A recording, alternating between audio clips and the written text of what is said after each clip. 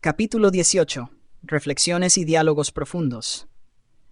Cautivados por la fascinación de las lecciones que nos habían sido transmitidas, y habiendo llegado el momento que todos deseábamos para profundizar en nuestras reflexiones, el querido Yvonne preguntó al venerable amigo espiritual: «Supongo que el noble mentor nos está preparando para experiencias más significativas que estas que estamos viviendo ahora, ¿verdad?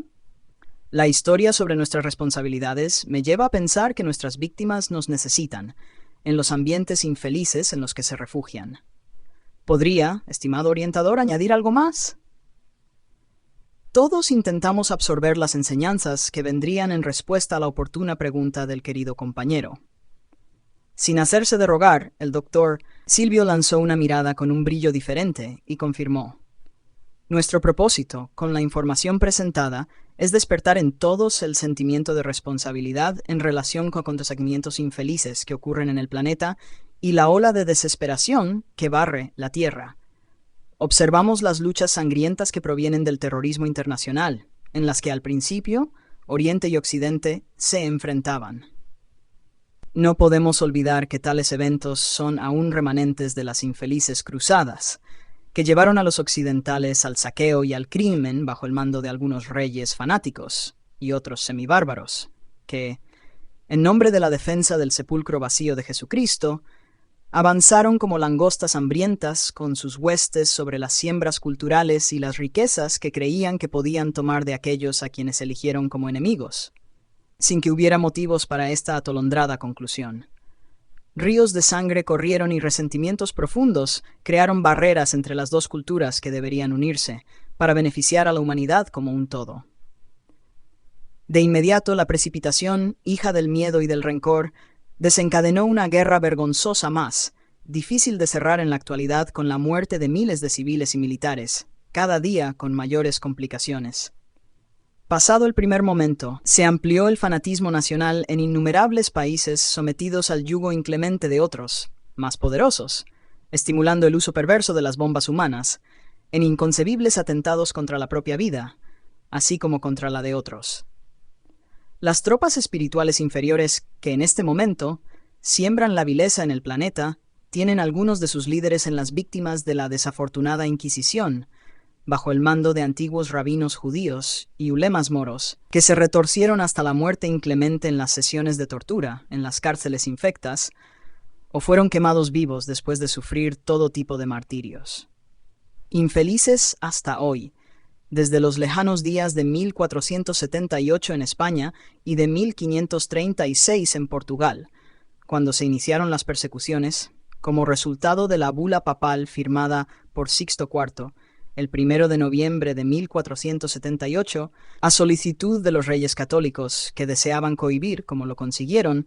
las prácticas llamadas mosaicas, en forma de ritos y ceremonias entre los denominados cristianos nuevos de Castilla y Aragón, considerando que las mismas se propagaban a causa de la tolerancia de obispos y otras autoridades eclesiásticas permisivas. A través de las bulas y de los edictos inquisitoriales, la perversidad y los intereses mezquinos esparcieron el terror en la península ibérica, tal como ocurría también en varios otros países. La ignorancia, hija de la desvergüenza, llevaba a los tribunales a todos aquellos que cayeran en la desgracia de una denuncia hecha por interesados en el despojo de las víctimas, en concordancia con los prelados y obispos nombrados para este fin, en ambos reinos de Castilla y de Aragón por sus reyes, generando la desgracia que se arrastra hasta estos días de sombra y de recuperación. La atroz organización sobreviviría terriblemente hasta extinguirse en España en el año de 1834, aunque aún funcionara hasta mucho más tarde, y en Portugal hasta 1821. No olvidemos el auto de fe de Barcelona en relación con los libros espíritas, el 9 de octubre de 1861, en la explanada del castillo de esa ciudad catalana. El amor de Jesús nos convoca desde hace mucho tiempo para que ejecutemos un programa de rehabilitación de nuestros agravios, buscando a aquellos a quienes ofendimos, torturamos y llevamos a la desgracia. Como estamos viviendo el período de las definiciones espirituales en el globo terrestre, ya no podemos posponer la oportunidad de la búsqueda y del encuentro conscientes con nuestros hermanos en infortunio, que permanecen en los laberintos del odio. ¿Y cómo podríamos realizar esa programación?, volvió a preguntar el amigo. Sin mostrar ninguna molestia, el generoso amigo aclaró: empeñados como nos encontramos junto a miles de otros grupos de espíritus que trabajan para la implantación de los nuevos tiempos,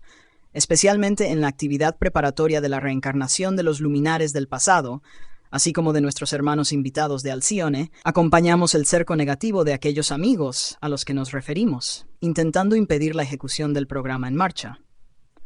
De igual manera, estarán reencarnando elevados espíritus de la filosofía y del arte, de la religión y de la política del pasado, considerados padres de esas doctrinas, para que puedan reformular, actualizar y conducir a los orígenes del ideal, de los cuales sus postulados fueron alejados, facilitando la transición de la sociedad en otros segmentos de los que se compone. Tendremos la oportunidad, en nuestra labor actual, de ser enfrentados por esos compañeros en alucinación, que irán a desafiarnos a combates cuerpo a cuerpo, como en los viejos tiempos en que se establecían áreas propias para las luchas, ante el aplauso de asistentes fútiles que se quedaban a una distancia regular esperando a los vencedores, para unirse a sus hazañas. Mientras urden las técnicas de la indignidad y de la villanía, los nuestros serán siempre los instrumentos del amor y de la compasión, en forma de caridad para con todos y con nosotros mismos, usando el casco de la fe y la espada llameante de la bondad, de forma que la victoria, sin duda, será de Jesús descrucificado. En el silencio que se hizo natural, el amigo Anselmo inquirió: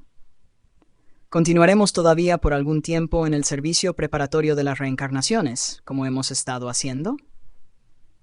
Sí, sin ninguna duda, porque nuestros intentos pueden ser considerados ensayos para los acontecimientos masivos que ya se encuentran preparados, dependiendo exclusivamente de las condiciones psíquicas del planeta y de las responsabilidades asumidas conscientemente por los padres que recibirán a los nobles inmigrantes, al mismo tiempo que también acogerán a los misioneros del pasado, ahora de regreso. Estamos en el umbral del glorioso momento anunciado por el Señor, desde que estuvo con nosotros y confirmado por sus mensajeros de todos los tiempos, que esperan esa hora para la construcción definitiva del reino de Dios en todos los corazones. Somos los trabajadores humildes que preparan el suelo para las grandes avenidas del progreso, quedando olvidados, para que el confort y la felicidad se deslicen en triunfo por las hermosas vías que nuestras manos callosas trabajaron cuando el terreno era rebelde y difícil.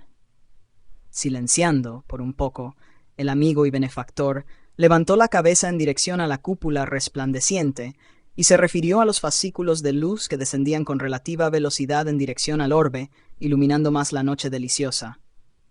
Ellos están llegando, recibidos por incontables trabajadores del campo del Maestro, localizándolos en los hogares en los que deberán renacer. Hubo un silencio más prolongado, y no era necesario añadir nada más. De inmediato, porque la madrugada se dibujaba después de la noche plena, el doctor Silvio nos invitó a visitar un barrio periférico, en esa misma ciudad, donde el sufrimiento se expresaba más en forma de miseria socioeconómica. Caminamos entre las miserables chozas con las alcantarillas a cielo abierto. Los animales domésticos rompían bolsas plásticas de basura en busca de alimento, atrayendo voraces ratas que también, de vez en cuando, atacaban a los niños dormidos en el suelo sobre tablas desnudas e infectas. Nos adentramos en uno de esos lúgubres reductos y noté que, de una humilde construcción, se exteriorizaba una suave claridad. Percibiendo mi muda pregunta por el motivo de aquella diferencia, el benefactor se acercó a mí y me socorrió, aclarando: es la residencia de Hermenegildo y Rosalinda, una joven pareja de nuestra esfera, que renació en condición de penuria económica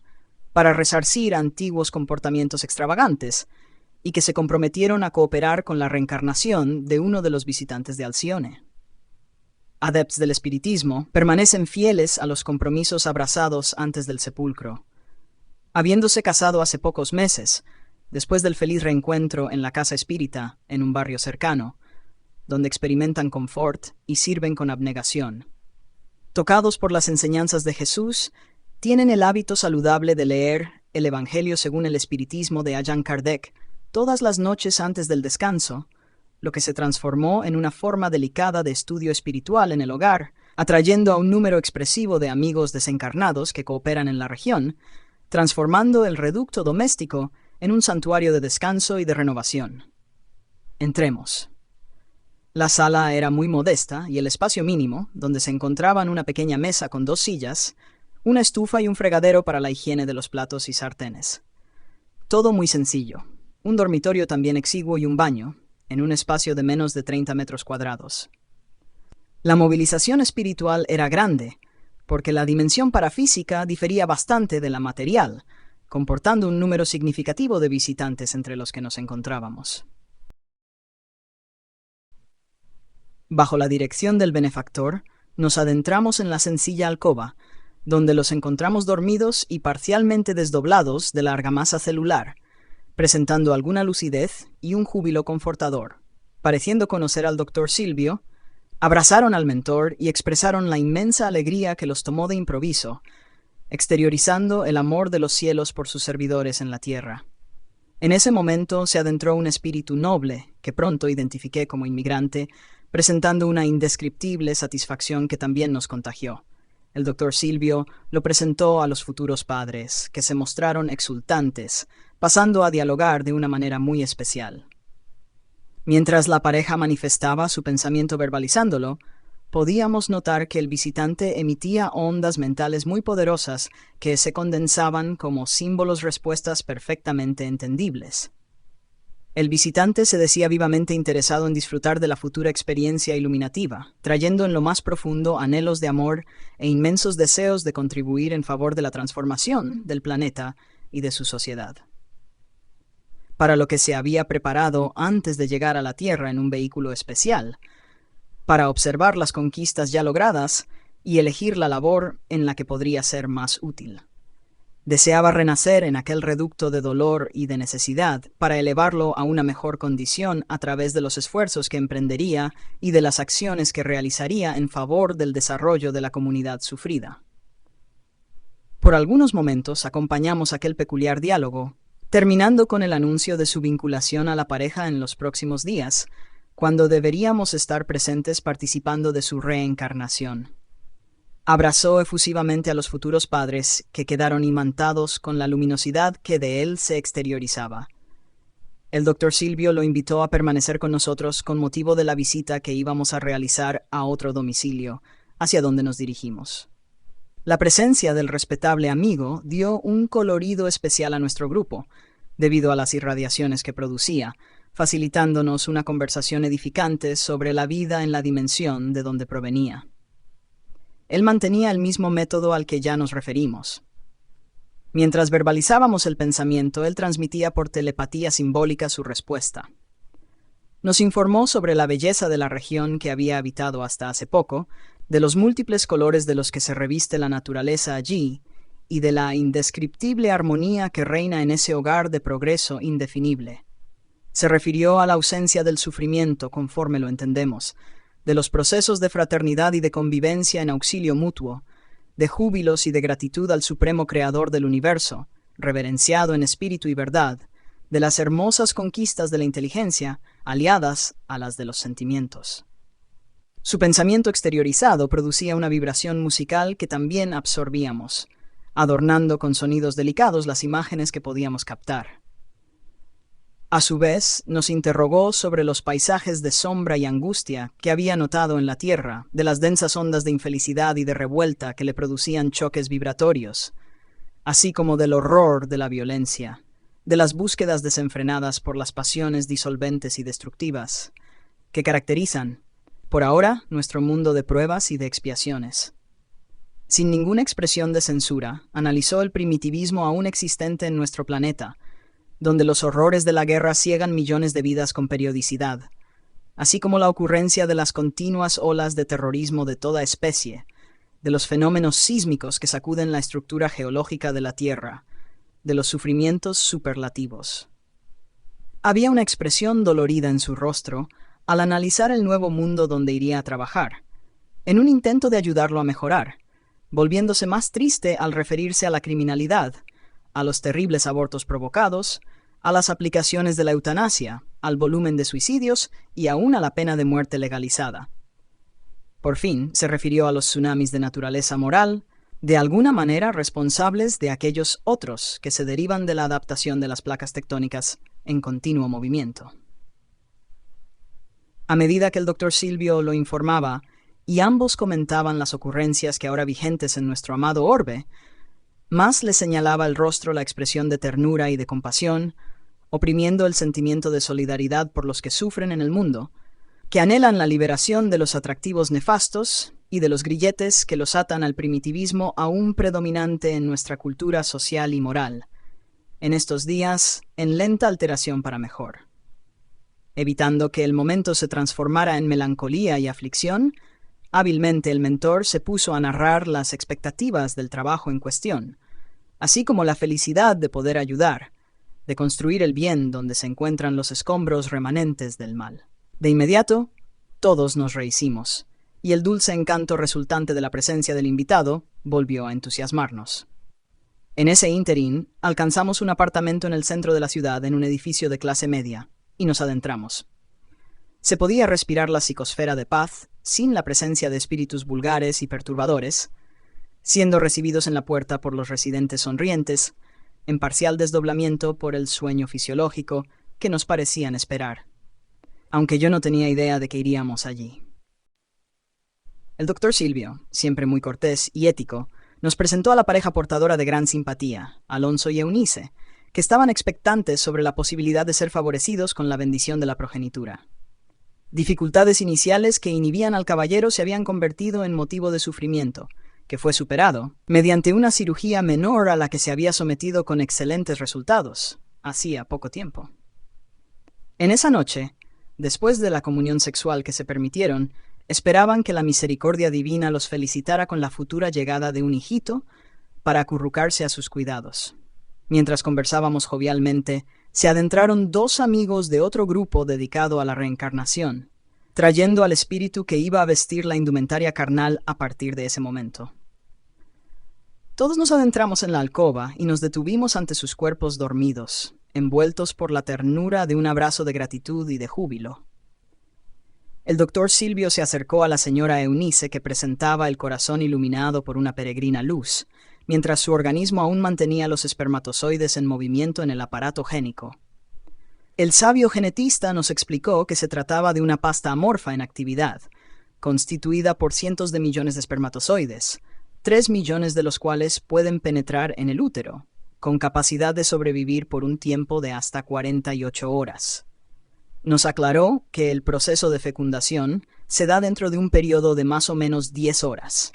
cuando el seleccionado se dirige en viaje ascensional por el tubo vaginal, atravesando el cuello del útero, para poder penetrar en la trompa de Falopio, donde se dará el encuentro con el óvulo preparado para recibirlo. Ese milagro, aclaró, lúcido, es uno de los momentos más grandiosos de la vida, que poco más tarde se transformará en un ser humano, tal como ocurre igualmente con ligeras diferencias en los reinos vegetal y animal. Cuando se da la unión de los gametos, técnicamente están programadas las herencias de los ancestros, que sabemos que se establecen gracias a la ley de causa y efecto a través del periespíritu. Dicho esto, se acercó a la señora y aplicó las manos con las palmas extendidas hacia abajo, como si estuviera anulando la organización material, y nos llamó la atención a la intimidad de su aparato génico.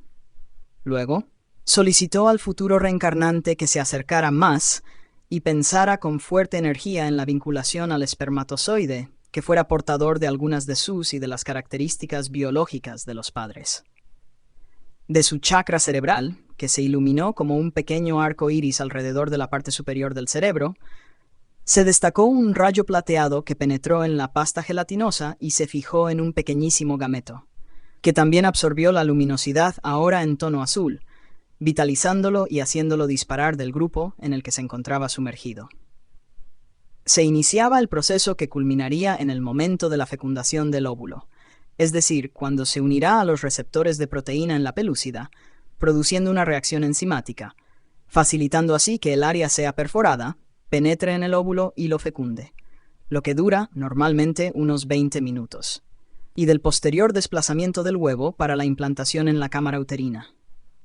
El tiempo se encargaría del proceso natural y a partir de ese momento, nuestro visitante ya se encontraba psíquicamente vinculado al futuro cuerpo que sería trabajado por el periespíritu. La jornada que el espermatozoide realiza es muy grande y está llena de desafíos, aclaró nuestro mentor, porque la distancia a vencer es larga y el viaje se realiza, más o menos, con la velocidad de 1 centímetro por minuto, estando la parte superior de la trompa de Falopio localizada a unos 30 centímetros.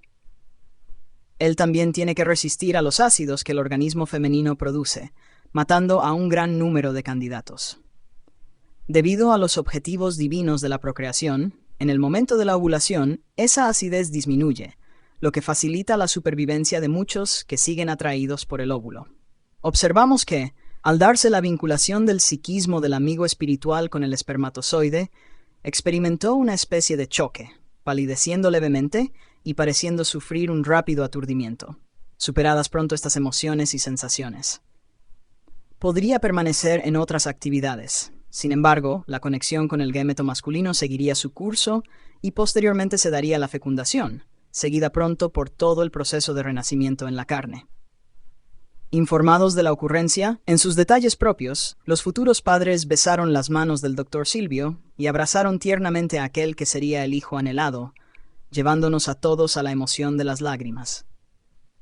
Comentando la lucha que el espermatozoide libra con los elementos que le son hostiles, en el organismo femenino, en un mecanismo de defensa, el benefactor se refirió. Una moderna escuela de psiquiatras, discípulos de la admirable Dr. Melanie Klein, consideran que ese fenómeno permanecerá en el inconsciente profundo del ser humano, generándole algunos problemas de comportamiento que necesitan de una cuidadosa psicoterapia para conseguir la total liberación. Tal es el choque resultante de la batalla librada en ese periodo que precede a la fecundación. El querido mentor, ante la mañana que surgía risueña, en la simplicidad de la recámara en la que nos encontrábamos, nos invitó a la oración de agradecimiento a Dios por su inefable misericordia, llevándonos a un casi estado de éxtasis, mientras traducía nuestros sentimientos ante la contemplación de la vida humana en proceso de desarrollo físico, siguiendo en el rumbo de su fatalidad biológica. Participando de un evento de esta naturaleza, no existe quien no se doble vencido ante la majestad divina generadora de la vida en su multiplicidad de aspectos. Solamente el amor posee ese don mágico de comandarlo todo y abrir puertas a su comprensión. Terminada la tarea, que se repetiría innumerables veces en los días que siguieron, nos dirigimos al núcleo donde teníamos la sede de nuestras actividades.